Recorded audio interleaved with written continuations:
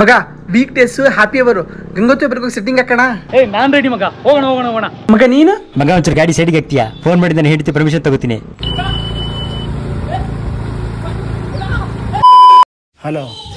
Hello ಎಲ್ಲಿದ್ಯಾ? ಮನೆ ಹತ್ರ ಅರ್ಜೆಂಟ್ ಕೆಲಸ ಇತ್ತು, ಮನೆಗೆ ಬಾ. ಹಾಂ. ಏನೂ ಇಲ್ಲ ಮಗ, ಅಮ್ಮ ಹಾಲು ಥರ ಕೇಳಿದ್ರು, ಒಬ್ಬನೇ ಹೋಗಿ ಬೇಜಾರು ಅಂತ ಕರೆದೆ. ರೆಡ್ಡಾ ಬ್ಲೂ? ಬ್ಲೂ. ಮಗ ಎಲ್ಲಿದ್ಯಾ? ಇಲ್ಲೇ ಮನೆ ಹತ್ರ. ಅರ್ಜೆಂಟಾಗಿ ಇಬ್ಬರು ಮನೆ ಹತ್ರ ಬನ್ನಿ.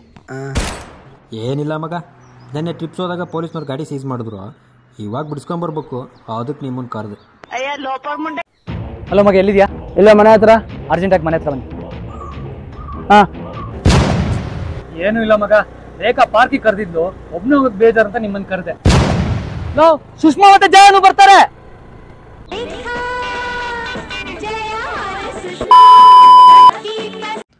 ಶ್ರವಣ ಡ್ರಾಪ್ ಮಾಡು. ಎತ್ತಲೇ ಟಿಪ್ಸ್ ಹೋದ್ರೆ ಮಾಮಕ್ಕ ಗುಮ್ತಾರ ಅಷ್ಟೇ. ಕ್ಯಾಬ್ ಬೇರೆ ಸಿಕ್ತಿಲ್ಲ, ಅಲ್ಲಿ ಕಾರ್ ಮೇಲೆ ಕಾಲೇಜ್ ಬೇರೆ ಹೋಗ್ಬೇಕು. ಅಪ್ಪಿ ಕಾರ್ ಮೇಲೆ ಕಾಲೇಜ್ ಅಂತ ಮೊದಲೇ ಹೇಳತ್ತಾನೆ ಮಗ, ಟ್ರಿಪ್ಸ್ ರಿಸ್ಕ್ ಅಲ್ವಾ ಮಗ? ಅದ್ರ ಬಗ್ಗೆ ಟೆನ್ಷನ್ ಮಾಡ್ಕೋಬೇಡ, ನೀನ್ ಕೆಲಸ ಮುಗಿಸಿ ಬರೋವರೆಗೂ ಅಲ್ಲೇ ವೇಟ್ ಮಾಡ್ತಿರ್ತೀವಿ. ಹಲೋ ಎಲ್ಲಿದ್ಯಾ? ನಾನು ರಾಕೇಶ್ ಮೈಸೂರು ಹೊಟ್ಟಿದ್ವಾ? ಅದೆಲ್ಲ ಏನು ಬೇಡ, ಅರ್ಜೆಂಟ್ ಕೆಲಸ ಇತ್ತು, ಮನೆಗೆ ಬನ್ನಿ. ಓಕೆ. ಏನು ಇಲ್ಲ ಮಗ, ಫುಡ್ ಬ್ಲಾಗರ್ ಒಬ್ಬ ಮಶ್ರೂಮ್ ಬಿರಿಯಾನಿ ಬಗ್ಗೆ ಹಾಕಿದ್ದ, ಅದಕ್ಕೆ. ಯಾರು ಕೃಪನಮ್ಮನ ಅಜಯ ರಜಸ? ನಮ್ಮ ಹುಡುಗ ಆಶಿಕ್ ಅಣ್ಣ. ಲೆಫ್ಟಾ ರೈಟಾ? ಲೆಫ್ಟ್ ತಗೋ ಮಗ.